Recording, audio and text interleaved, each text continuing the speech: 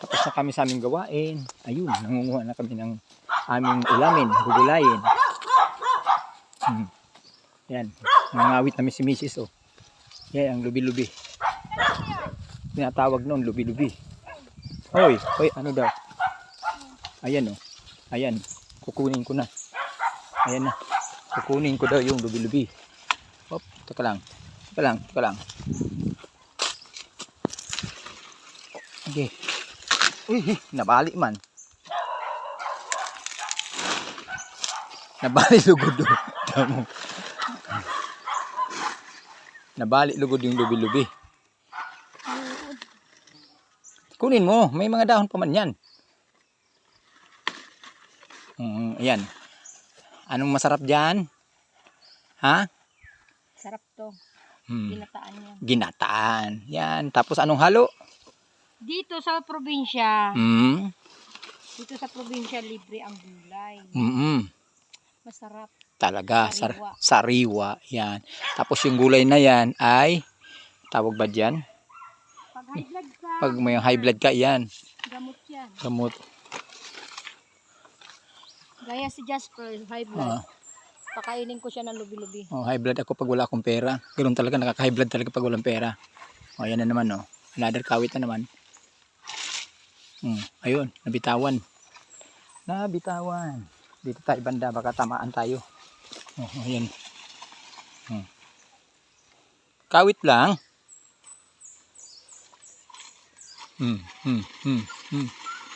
Kawit lang. Pang. Ayan. Oh, ha? Uy, mayroon palang tanos dyan, Lo. Ayun, oh.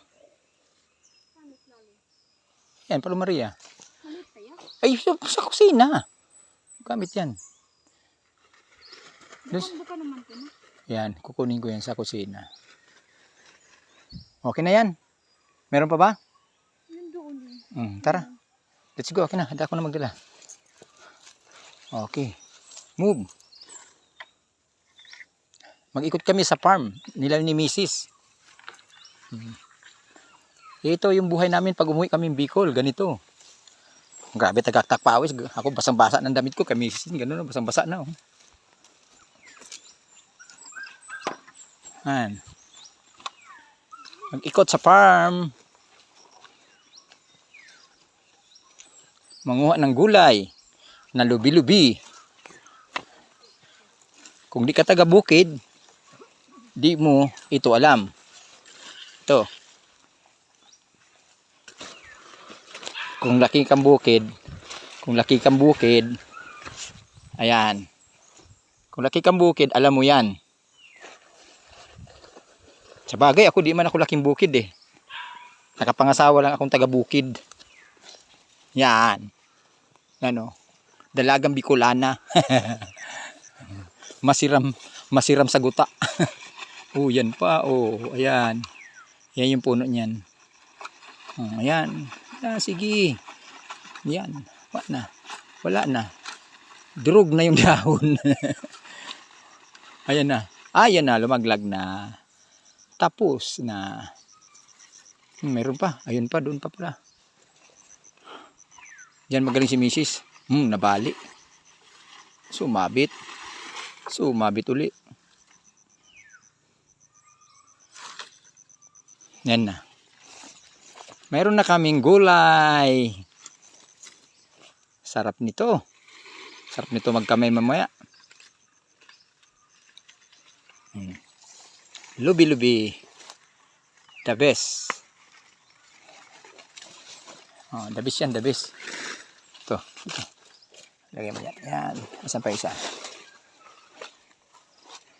Yan. Sige na, tagalin mo yung sa gitna. Tagalin mo na kagad sa tao.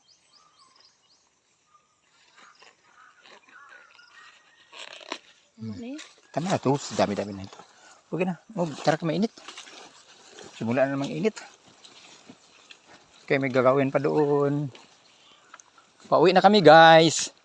Tapos na yung aming trabaho sa umaga, pagputol ng hahakutin na lang dito papuntang baryo. Sumunod na araw naman, ano naman tayo. Ito yung day 3 natin. Day 3 sa bukid. Sa Bicol. So, day 3 namin to. Ganito. Yung ginagawa. Uy, talbos ng kamuting kahoy daw. Manguha daw. O, sige.